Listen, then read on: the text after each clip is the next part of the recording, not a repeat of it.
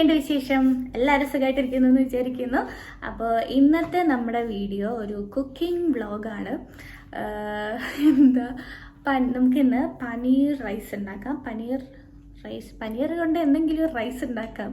ഞാനിവിടെ പനീർ വാങ്ങി വെച്ചിട്ട് കുറേ ദിവസമായി വിചാരിക്കുന്നു പനീർ വെച്ച് എന്തെങ്കിലും ഉണ്ടാക്കണമെന്ന്. അപ്പോൾ ഇന്ന് നമുക്കൊരു പരീക്ഷണം നടത്താം. ഞാൻ ഇതിൽ ഉണ്ടാക്കിയിട്ടൊന്നുമില്ല. ഞാൻ യൂട്യൂബിൽ കുറച്ച് റെഫറൻസൊക്കെ നോക്കി നമുക്ക് ഉണ്ടാക്കി നോക്കാം. അങ്ങനെയൊക്കെയല്ലേ പഠിക്കുന്നത്. കമൺ ഗൈസ്, എന്നാൽ നമുക്ക് തുടങ്ങാം അല്ലേ? ഞാൻ ആദ്യം തന്നെ പോയിട്ട് പനീറാണ് എടുത്ത് വെക്കുന്നത്. ഫ്രീസറിലാണ് ഇരിക്കുന്നത്. അപ്പോൾ പനീറൊന്ന് ആ തണുപ്പൊക്കെ ഒന്ന് മാറിക്കോട്ടെ എന്ന് വിചാരിച്ച് ആദ്യം പനീർ കുറച്ചെടുത്ത് പുറത്ത് വയ്ക്കുന്നുണ്ട്. എത്ര വേണമെന്നൊന്നും എനിക്കറിയില്ല. ഞാനും മഷി മാത്രമേ ഉള്ളൂ. ഞങ്ങൾ രണ്ടുപേരും ഓവറായിട്ടൊന്നും കഴിക്കുകയില്ല. അപ്പോൾ കുറച്ചേ ഞാൻ എടുക്കുന്നുള്ളൂ. ഫസ്റ്റ് ടൈം ആണല്ലോ. ഇനി അഥവാ കുറവാണെങ്കിൽ നെക്സ്റ്റ് ടൈം നമുക്ക് പരിഹരിക്കാം. അപ്പോൾ പനീറൊക്കെ എടുത്ത് വെച്ചു. ഞാൻ വിചാരിക്കുന്നത് വെച്ചാൽ ഇതിന് വേണ്ട എല്ലാ സാധനങ്ങളും എടുത്ത് വെച്ചതിന് ശേഷം മാത്രമേ ഞാൻ ഉണ്ടാക്കാൻ തുടങ്ങുന്നുള്ളൂ. ഇല്ലാണ്ട് എന്തെങ്കിലും ഒന്ന് ഇളക്കിക്കൊണ്ടിരിക്കുമ്പോൾ അതാവുന്നതിനിടയ്ക്ക് പോയിട്ട് വേറെ എന്തെങ്കിലും മുറിച്ചിടുക, ആ പരിപാടിക്ക് ഞാനില്ല. അതുകൊണ്ട് പിന്നെ ഞാൻ അരി എടുത്ത് വെച്ചു. ജീരകശാലയാണ്. ഇതിനിടയ്ക്കാണെങ്കിൽ അശി വിളിയോട് വിളി ഒന്നിവിടെ വരെ വന്നിട്ട് പോകുന്നു പറഞ്ഞിട്ട് ഫോണിൽ റീൽസും കണ്ട് കിടക്കുകയാണ്. അതിലെന്തോ എന്നെ കാണിക്കാൻ വേണ്ടിയിട്ടാണ്. മിക്കവാറും എനിക്കിട്ടുള്ള എന്തെങ്കിലും തട്ടായിരിക്കും എന്ന് എനിക്കറിയാം. അതേപോലെ തന്നെയായിരുന്നു. അങ്ങനത്തെ സംഭവമായിരുന്നു. എന്നോട് മറന്നുപോയി. പിന്നെ ഞാൻ ആ റെസിപ്പി ഒന്നും കൂടെ ഇങ്ങനെ കാണുകയാണ് കേട്ടോ. തെറ്റിപ്പോരുതല്ലോ. ഞാൻ ഉണ്ടാക്കുന്നത് ഷമീസ് കിച്ചണിൽ ഒരു റെസിപ്പി നോക്കിയിട്ടാണ്. അതിൽ ഒരു പ്രഷർ കുക്കർ ബിരിയാണി എന്നാണ് കൊടുത്തിട്ടുള്ളത്. പക്ഷേ ഞാൻ കുക്കറിലല്ല ഉണ്ടാക്കുന്നത്. പിന്നെ എൻ്റെത് ബിരിയാണി ആവുമോ അല്ല വേറെ എന്തെങ്കിലും ആവുമോ എന്നൊക്കെ നമുക്ക് എന്തായാലും കണ്ടറിയാം. പിന്നെ ഉള്ളി മുറിച്ചിടുമ്പോൾ ഇത് എല്ലാവർക്കും ഉള്ള സംഭവമാണല്ലോ ഈ കണ്ണുനീര് വരുന്നത്. അങ്ങനെ ഉള്ളി ഒക്കെ മുറിച്ചിട്ടു. പിന്നെ ഇതിന് വേണ്ട കുറച്ച് സ്പൈസസ് ഒക്കെ എടുത്ത് വെച്ചു. പട്ട, ഗ്രാമ്പൂ, ഏലക്ക, ജീരകം, അങ്ങനത്തെ കുറച്ച് ഐറ്റംസ്. വെജിറ്റബിൾസ് ആയിട്ട് ഉള്ളി, ക്യാരറ്റ്, തക്കാളി, പച്ചമുളക് അത്രേ വേണ്ടു. പിന്നെ ജിഞ്ചർ ഗാർലിക് പേസ്റ്റ് അതും ഞാൻ അവിടെ ആക്കി വെച്ചിട്ടുണ്ട്. അപ്പം നമുക്കിനി ഉണ്ടാക്കാൻ തുടങ്ങാം അല്ലേ? ആദ്യം തന്നെ ഐശ്വര്യമായിട്ട് വെളിച്ചെണ്ണ ഒഴിച്ചു കൊടുത്തു. പിന്നെ അതിലേക്ക് കുറച്ച് നെയ്യും കൂടെ ഒഴിച്ചു കൊടുക്കുന്നുണ്ട്. എന്നിട്ട് ഞാൻ ഇപ്പം കാണിച്ച ആ സ്പൈസസ് ഒക്കെ ഒന്ന് ഇട്ട് കൊടുക്കുന്നുണ്ട്. ജീരകം ഞാൻ കുറച്ചേ എടുത്തിട്ടുള്ളൂ കേട്ടോ. കാരണം ഇവിടെ എനിക്കും അശ്വിക്കും ജീരകത്തിനോട് വലിയ താല്പര്യമില്ല. പിന്നെ അതിനെന്തെങ്കിലും പ്രത്യേകിച്ച് ഫ്ലേവറോ മറ്റോ ഉണ്ടെങ്കിലോ വിചാരിച്ച് കുറച്ചിട്ടു. എന്നിട്ട് അതിലേക്ക് നമ്മുടെ എടുത്ത് വെച്ച പനീറും കൂടെ ഇട്ട് നല്ലോണം ഒന്ന് ഫ്രൈ ചെയ്തെടുക്കണം. ഒരു ഗോൾഡൻ ബ്രൗൺ എന്നൊക്കെ പറയില്ലേ, ആ ഒരു കളർ ആവുന്നത് വരെ നമുക്ക് ഫ്രൈ ചെയ്ത് കൊടുക്കാം. അങ്ങനെ എൻ്റെത് ഏകദേശം ആ ഒരു സംഭവത്തിൽ എത്തിയിട്ടുണ്ട്. അപ്പം ഞാനതൊരു പാത്രത്തിലോട്ട് മാറ്റിയിട്ട് കൊടുത്തു. എന്നിട്ട് ആ സെയിം എണ്ണയിലോട്ട് തന്നെ നമ്മുടെ ഉള്ളി ഇട്ട് കൊടുക്കുന്നുണ്ട്. പിന്നെ പച്ചമുളകും ഇട്ട് കൊടുക്കുക. പിന്നെന്താ, നല്ലോണം അങ്ങോട്ട് ഇളക്കി അതൊന്ന് വാടി വരുന്നത് വരെ ഇളക്കിക്കൊണ്ടിരിക്കാം. എന്നിട്ട് നമ്മൾ അരച്ച് വെച്ച ജിഞ്ചർ ഗാർലിക് പേസ്റ്റും കൂടെ ഇട്ട് കൊടുക്കാം. ഇനി അതിൻ്റെ പച്ചമണമൊക്കെ മാറുന്നത് വരെ വീണ്ടും ഇളക്കിക്കൊണ്ടേയിരിക്കുക. അതൊന്ന് മാറി വരുമ്പോൾ ഞാൻ അതിലേക്ക് 2 ബേ ലീവ്സ് ഇട്ട് കൊടുക്കുന്നുണ്ട്. പിന്നെ ഞാൻ എടുത്ത് വെച്ച കുറച്ച് കാഷ്യൂ നട്ട്സും ഇട്ട് കൊടുക്കുന്നുണ്ട്. അയ്യോ, ഒരെണ്ണം താഴെ പോയിട്ടോ, സാരമില്ല. പിന്നാലെ തന്നെ തക്കാളിയും കൂടെ ചേർത്ത് കൊടുക്കുന്നുണ്ട്. എന്നിട്ട് വീണ്ടും നന്നായിട്ട് ഇളക്കി ഇനി നമ്മുടെ പൊടികളൊക്കെ ചേർത്ത് കൊടുക്കാം. ആവശ്യത്തിന് മഞ്ഞൾപ്പൊടി, എരിവിനനുസരിച്ച് മുളക് പൊടി, പിന്നെ കുറച്ച് മല്ലിപ്പൊടി, പിന്നെ ഗരം മസാല, പിന്നെ കുറച്ച് കുരുമുളക് പൊടി. ഇതൊക്കെ നമ്മുടെ ആ ഒരു എരിവിനും നമ്മുടെ ആ ഒരു ടേസ്റ്റിനൊക്കെ അനുസരിച്ച് ഇട്ട് കൊടുക്കാം കേട്ടോ. അപ്പോൾ ഇവിടെ ഇപ്പോൾ അശ്വിക്ക് വലിയ ഒരു എരിവിൻ്റെ ആവശ്യമൊന്നും ഇല്ലാത്തതുകൊണ്ട് ഞാൻ കുറച്ചേ ഇട്ടിട്ടുള്ളൂ. പിന്നെ നമ്മുടെ ക്യാരറ്റ്, ഞാൻ കുറച്ച് ക്യാരറ്റ് ഇടുന്നുള്ളൂ. കുറച്ച് ക്യാരറ്റും കൂടെ ഇട്ട് വീണ്ടും നന്നായിട്ട് വഴറ്റി കൊടുക്കാം. അതിന് ഇടയ്ക്ക് ഞാൻ അരി കഴുകി വെച്ചിട്ടുണ്ടായിരുന്നു. അരി നേരത്തെ കഴുകി വെച്ചാൽ ഇങ്ങനെ ഇതായി പോയില്ലേ, എന്തായാലും പറയുക, അസമ്മ തന്നെ കുതിർന്നു പോകത്തില്ലേ.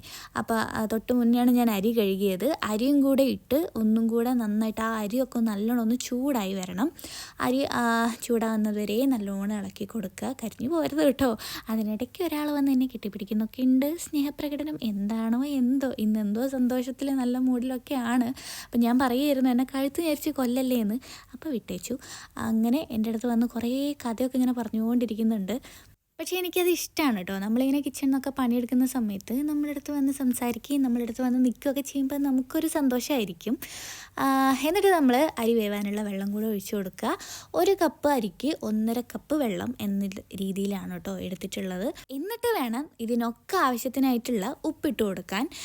അവർ കുക്കറിൽ ഉണ്ടാക്കുന്ന ഒരളവിനാണ് കേട്ടോ വെള്ളം എടുത്തത്. ഞാനും എന്തായാലും ആ അളവിൽ തന്നെയാണ് എടുത്തത്. എന്തെങ്കിലും ആവട്ടെ, രണ്ടും സെയിമിലാണോ വേണ്ടതെന്ന് എനിക്കറിയില്ല. ഞാൻ എന്തായാലും അതുപോലെ തന്നെ ചെയ്തിട്ടുണ്ട്. ചെയ്തിട്ടുണ്ട്, അവർ പറഞ്ഞ പോലെ തന്നെ ചെയ്തിട്ടുണ്ട്. എന്നിട്ട് അതവിടെ മൂടി വെച്ചു. ഇനി ഇതിന് കൂട്ടാൻ നമുക്ക് ചെറിയൊരു സാലഡൊക്കെ വേണമല്ലോ, വെറുതെ കഴിക്കുമ്പോൾ രസമില്ലല്ലോ. അപ്പം ഞാൻ കുറച്ച് കുക്കുംബറും ക്യാരറ്റും ഒക്കെ എടുത്ത് കട്ട് ചെയ്ത് അതിലേക്ക് നല്ല പുളിയുള്ള തൈരും കൂടെ ഇട്ട് കൊടുക്കുന്നുണ്ട്. എന്നിട്ട് ഉപ്പും ചേർത്ത് സാലഡ് ഉണ്ടാക്കുന്നതൊന്നും പ്രത്യേകിച്ച് പറയണ്ടല്ലോ, എന്നാലും നമുക്കിവിടെ കാണിക്കാം. അങ്ങനെ സാലഡും അവിടെ റെഡിയായി. അപ്പോഴേക്കും നമ്മുടെ റൈസ് ഏതാണ്ട് ഇവിടെ പാകമായി വന്നിട്ടുണ്ട്. പിന്നെ ഇതിനിടയ്ക്ക് വേവ് കുറച്ച് കുറവാണോ എന്ന് തോന്നിയിട്ട് ഞാൻ എന്ത് പണിയെടുത്തു, ഞാൻ അതിൻ്റെ മേലെ കുറച്ചും കൂടെ വെള്ളം ഒഴിച്ചിട്ടുണ്ട് കേട്ടോ. കൊളാവോ എന്നൊന്നും അറിയില്ല, പക്ഷേ കൊളായില്ല, കറക്റ്റ് വേവിൽ തന്നെ വന്നിട്ടുണ്ട്. അതെന്താ സംഭവം എന്ന് വെച്ചാൽ ഞാൻ ഫസ്റ്റ് കുറച്ച് ഫ്ലെയിം കുറച്ചൊന്ന് കൂട്ടിയിട്ട് പോയി, അതായിരിക്കും. പിന്നെ അതിൻ്റെ മേലേക്ക് നമ്മുടെ നേരത്തെ ഫ്രൈ ചെയ്ത് വെച്ച പനീർ ഞാനൊന്ന് കട്ട് ചെയ്തിട്ടാണ് കേട്ടോ ഇട്ട് കൊടുക്കുന്നത്. പനീറും പിന്നെ മല്ലിയിലയും പിന്നെ പുതിനയില ഇടാൻ പറയുന്നുണ്ട്, അതെൻ്റെ അടുത്ത് ഇല്ലായിരുന്നു.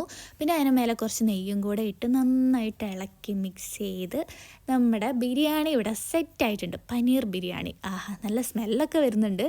അപ്പോൾ ഇനി ലേറ്റ് ആക്കണ്ട, നമുക്ക് പെട്ടെന്ന് തന്നെ കഴിക്കാം. അപ്പോൾ ആദ്യം ഞാൻ ടേസ്റ്റ് നോക്കിയിട്ടല്ലേ, ഞാനല്ലേ ഉണ്ടാക്കിയത്, അപ്പോൾ ആദ്യം ഞാൻ നോക്കട്ടെ എന്ന് വിചാരിച്ചു. അങ്ങനെ അഴിച്ചിക്കെടുത്ത പ്ലേറ്റിൽ നിന്ന് ഞാൻ കുറച്ച് ടേസ്റ്റ് നോക്കി. കൊള്ളാം കേട്ടോ, ബിരിയാണീൻ്റെ ആ ഒരു ടേസ്റ്റൊക്കെ വന്നിട്ടുണ്ട്. ഞാൻ വിചാരിച്ചതുപോലെയല്ല, ഞാൻ ശരിക്കും കൊള്ളാമെന്നാണ് വിചാരിച്ചത്, പക്ഷേ അടിപൊളിയായിട്ടുണ്ട്. ഇന്ന് നമുക്ക് എന്തായാലും അശ്വിക്ക് കൊടുത്തിട്ട് അശ്വിൻ്റെ അഭിപ്രായം ചോദിക്കാം. ഇത് ഞാൻ പറഞ്ഞു പറയിപ്പിക്കുന്നൊന്നല്ല കേട്ടോ, സത്യമായിട്ടും അല്ല കേട്ടോ. എന്തായാലും അശ്വിൻ്റെ അഭിപ്രായം കൂടെ കേട്ടിട്ട് ബാക്കി കാണാം.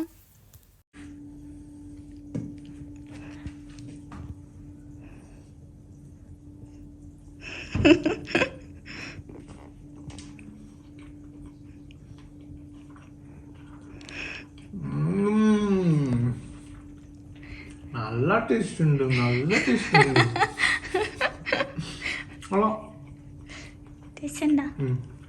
ശരിക്കും ഒറ്റ അഭിപ്രായമുള്ളൂ, പനീർ ഇത്രയും ഇതാവണ്ട, ഡ്രൈ ആവണ്ടായിരുന്നു, കുറച്ച് ലൂസായി കിടക്കുന്നല്ലോ. അതല്ല ബാക്കി ഓക്കെ ഓക്കെ, പണി അറിയാം. അങ്ങനെ അശ്വിൻ്റെ അഭിപ്രായം കേട്ടല്ലോ. ഞാൻ പക്ഷേ അതിലുള്ളതുപോലെ തന്നെയാണ് കേട്ടോ ചെയ്തത്. എനിവേയ്സ്, എന്തായാലും നെക്സ്റ്റ് ടൈം നമുക്ക് അതും കൂടെ പരിഹരിച്ച് സെറ്റാക്കി കൊടുക്കാം.